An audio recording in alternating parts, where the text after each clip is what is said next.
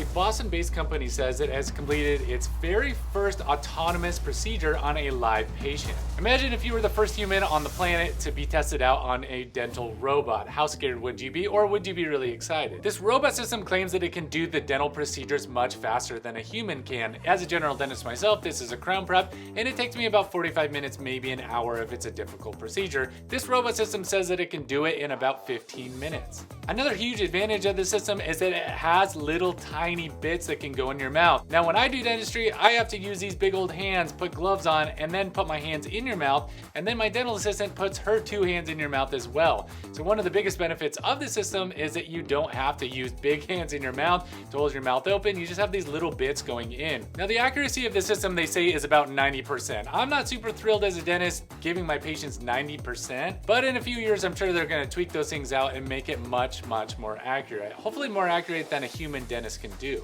And it's great that we're giving this system a few more years to mature because the FDA still hasn't approved this to be used on live humans. That'll take anywhere from 5 to 10 years. They're saying about 5 years for FDA clearance. Now, of course, this technology is super expensive. So what do they need? They need somebody to donate $30 million. And who better to do that than Ed Zuckerberg? And yes, if you thought Ed Zuckerberg is the father of Mark Zuckerberg, the founder of Facebook, you are correct. His father donated $30 million so they could research this cool technology. Now, why he donated $30 million to dental research, I have no idea, but it's really cool to think that I could just press a button in the future and a crown prep can just happen in a patient's mouth, and then I could just go around pressing buttons and I could just manage other machines doing the work that I do now. And they modified this system so that when patients are moving, it would move with them, which I thought would be very interesting to learn how robot technology can work, because usually you think about it being stationary or flat. How do you drill on something if something is moving? As a human, I can move left and right with the patient. Apparently, they are implementing that technology today. And here's some of the benefits of this machine over a human dentist doing your work.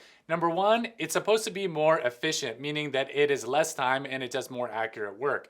It's supposed to be more accurate, meaning that the preciseness is a little bit more precise than a human dentist can do. Even with their loops and all their lights and all the technology, this is supposed to be more accurate. And this system is built to have a good user interface, meaning that dentists are going to be using this in the future. So dentists are being used to design this and in the future use it. Now, they use dental assistant implant robots like this one, and they have been doing this for years. There's all this new technology for placing implants, which is really cool to think about a robot doing dental surgery, because a robot can help you with the angulation of the implant and the depth of the implant, which is absolutely crucial to keep your mouth healthy when you're getting a dental implant. But as a general dentist, I have a couple of questions on this technology. Number one is, who gets you numb? Is a dentist gonna get you numb, then he sticks you in a machine to drill your tooth? Now, most of the time when we do crowns, we can either do CEREC crowns, which are same day crowns, but that's another machine, or you can do crowns like I do, where you put the patient in a temporary crown. So what is the patient gonna do after this machine drills on their tooth? Are they gonna have a machine drill out their temporary crown and then eventually their final one? Or are they just gonna do the all-in-day CEREC machine where they're just gonna drill on your tooth and then you get the final crown while that's being milled?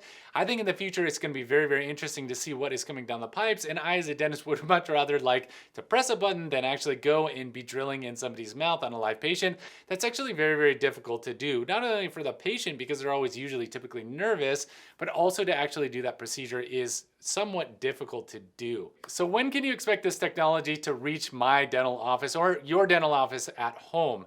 It looks like at least 5 years for FDA clearance, and I would say anywhere between 5 and 10 years, because after they get clearance, there's going to be generation 1, which I wouldn't recommend probably. Then there's generation 2 and generation 3, and they're just going to be modifying it and tweaking it just like every technology that we have. Third generation might be a pretty good safe bet for you to get this technology used on your own mouth, but think about doing root canals and crown preps and dental surgeries when they place dental implants.